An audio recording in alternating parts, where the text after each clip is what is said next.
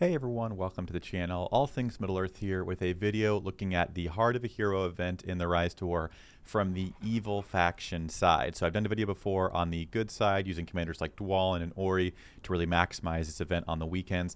Now we're going to be looking at a few options for evil commanders who can really do a good job, have very minimal troop lossage, and over the course of the weekend you can net yourself several million gold if you do the right things to prepare and spend a little bit of time making sure to hunt these Balrogs and dragons down. So stay tuned and we're going to jump right into that in just 1 second.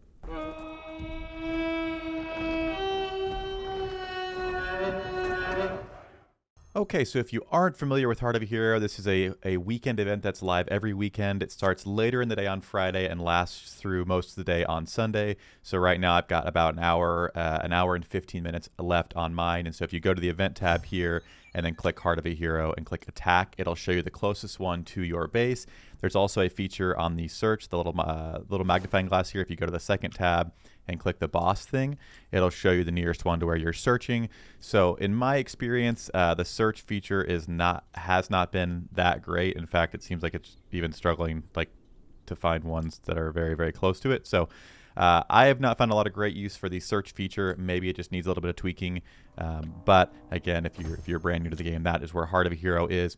And the whole point of Heart of a Hero is that if you deal damage in the top 5 in terms of players that deal damage, if you deal in the top 5 amounts of damage, you're going to get a really good amount of gold. I think for me right now, with where the server's at and what levels the bosses are and everything, when I finish one, you get 3 of these suppressor spoils chests right here, and this should be 150k gold. Yep, right there, 150,000 gold. So again, very, very easy over the course of the weekend with the right commanders set up and the right units prepped to go. You could easily make several million gold with very minimal troop lossage and honestly pretty minimal time as well, especially if you follow this build where they can do a lot of damage in one hit to the bosses. So let's go ahead and look at the commanders. I've got a primary option and a secondary, although I'm just going to suggest the primary, but just in case for some reason you don't have this commander and you have the second one at a higher level and higher respect, it could be a go-to as well. So the commander we're going to look at today is going to be Gorebag. Now the big thing for Heart of a Hero is you really just need units that heal. That's how you're going to keep your troops around to continue to do lots of damage and eventually take these things out after a few rounds. And so Gorebag here has the old orc ability, which is going to give you focus plus 30, might negative 15, and then focus plus 15 on the max level effect, which is not what we're looking at. The main thing here is dress wounds, which is for one allied unit, they recover 400 HP, and there's a 2-round cooldown on that. So with this strategy we're going to use here, you're going to want to use one single type of unit. So you don't want to bring in 2 or 3 different types of troops. You want to bring in one troop. That way, every time that dress wounds hits, it heals all of your units. So you're going to bring in one unit type. And the other skills we're going to focus on are going to be the Watchman of Kirith Ungol and a little bit into Interrogator, and I'll explain how I allocate these points. Firstly, I do want to give a shout out to Shinki, or Shinki, however you pronounce it, 92. I'll put them on the screen so you can see it. But shout out to them. They've been awesome helping me look through some different information. They did a lot of testing previously on the 2 commanders we're going to be talking about. So it was a lot easier for me to go about testing this and preparing this video with having to do less trial and error. So huge shout out to them. So appreciate your help with that. But anyway, looking at this build here, the number one most important thing is Old Orc with dress wounds. If you do nothing else, you're going to want to have this with one troop type, and you're going to do okay. Evil, they don't have as much like Dwalin and Ori and some of the ones that are referenced in the good video, which will be linked in the top right away. If you're playing as a good alignment faction, you want to check that one out. They reduce fire damage and they have healing and they remove debuffs. They're just better built for this. But with dress wounds, it can still be really solid for the evil troops. So we're going to go Old Orc and dress wounds. So after Old Orc, the next skill we're going to look at is going to be the Watchman of Kirith Ungol. This is maxed out at 15 points here. It's going to have your orcs do an extra 30% damage, and they're going to have a chance of succumbing to madness each round, but the max level effect is that they are immune to madness, so it kind of negates that negative effect here. So they're just getting 30% damage across the board.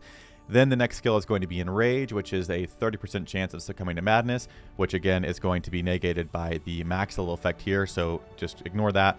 It's just damage plus 60% for 1 round on a 2-round cooldown. So right there, when that hits, you're going to be getting 90% extra damage from your orcs.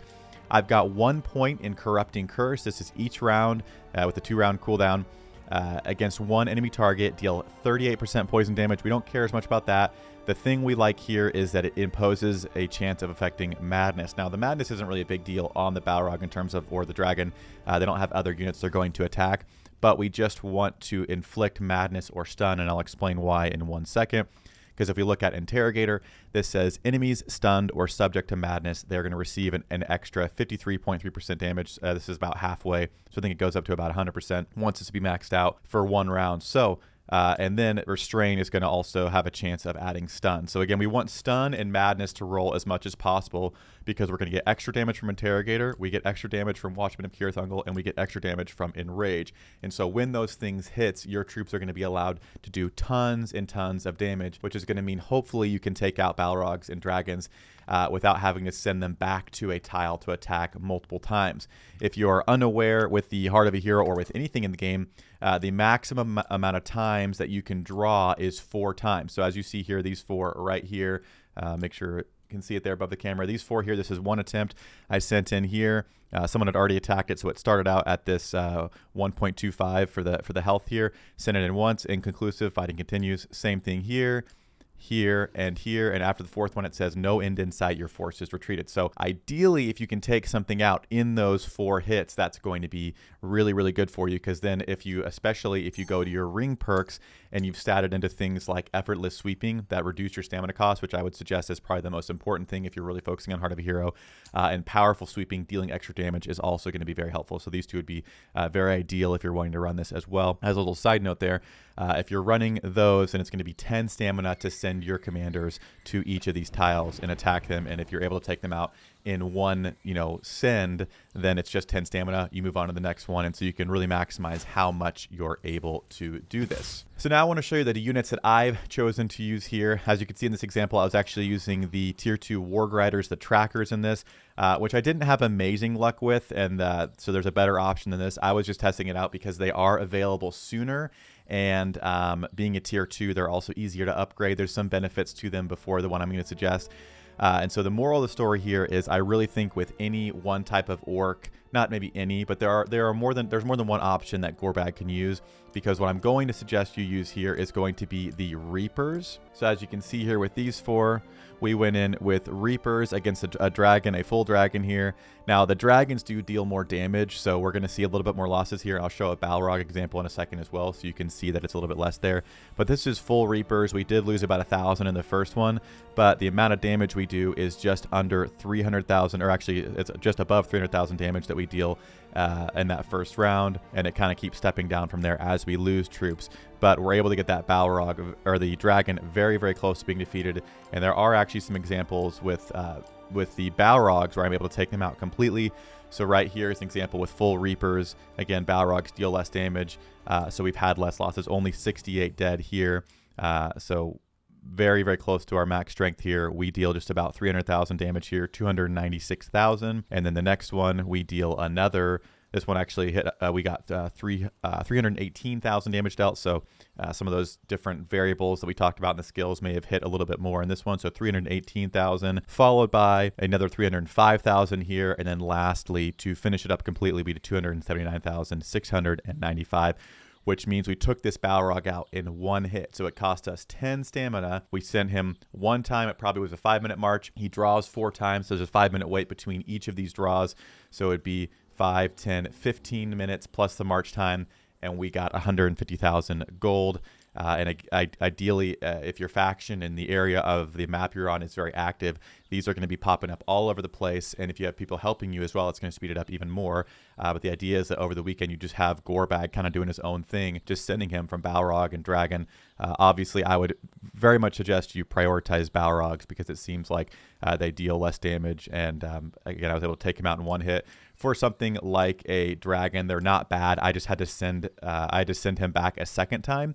So after he did his 4th draw and came back, I sent him in a second time. He hit 1, 2, and then 3 times to clean it up. The losses were a bit higher, but again, it's not the end of the world. You do get to recover some in the apothecary. But if you're prepping at all in advance. So if you're watching this and it's earlier in the week, like Monday, Tuesday, Wednesday, you can definitely try and get some Reapers set up. And you can make it work with units like the trackers, which is why I wanted to test it, because the Reapers are a tier 3. Depending on who you're playing as, you're going to have a harder time getting the Reapers. Even playing as Angmar, the Reapers are, very quickly available, but you're going to have trackers a lot sooner. So if you're really early in your season, trackers can work. Their ability does work. It's for melee units, so you get some extra damage there. But again, it seems like across the board, the Reapers just did more damage. And in turn, because they're doing damage, can take it out faster. There's less losses overall.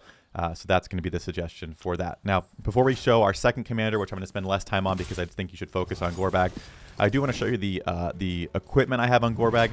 Now, I'm not suggesting you need to put your absolute best equipment on him. I did put some of my better equipment on him, and I will say, from my experience, I noticed a pretty significant difference once he got familiar with his gear. So it doesn't have to be fully upgraded purple gear or gold gear or anything like that. I do think being familiar with it does help, though, because with these things, we have like the battle axe here. The melee units are getting a little bit more damage. We're doing might, which gives the units are going to do more damage with the extra might there, almost 50 might from that battle axe. Then here we get some defense, we get might, and we get a 60% chance of avoiding the first instance of damage. So that's very good there, especially if that hits. That's going to make your experience very good in that first one.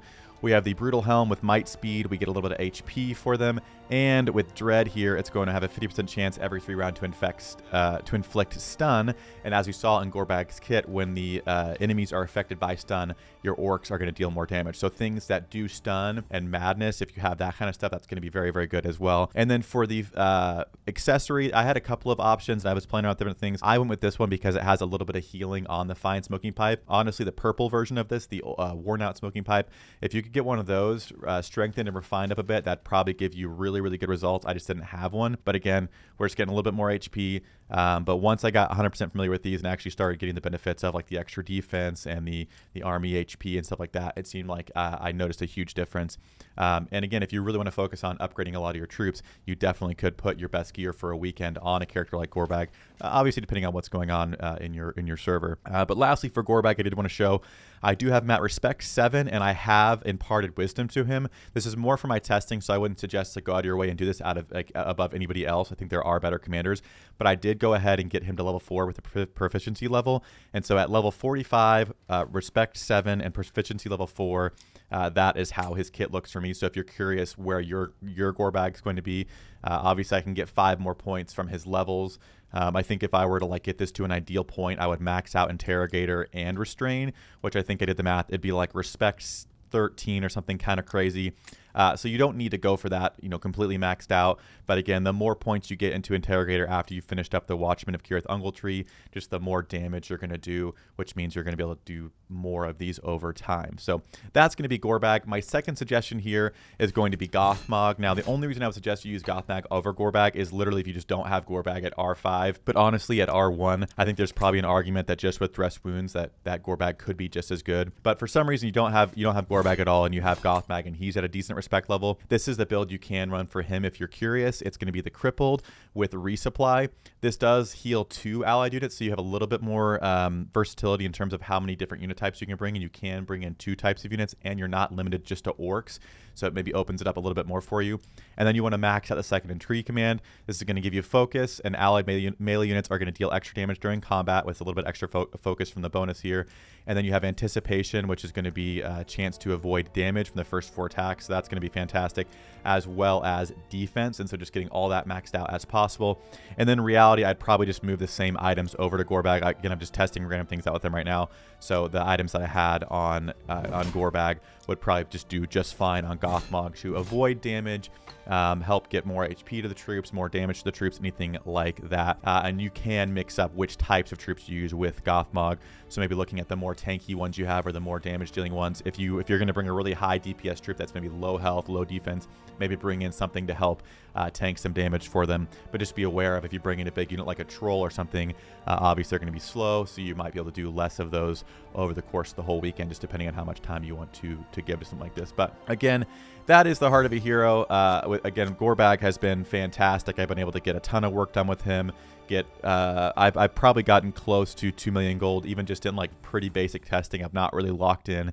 The only problem I have with this event is sometimes, like right now, there is a dragon that spawned outside of my build range of my base, and nobody else is attacking this one. So it's got 30 minutes till it expires or disappears, and then a new one will pop.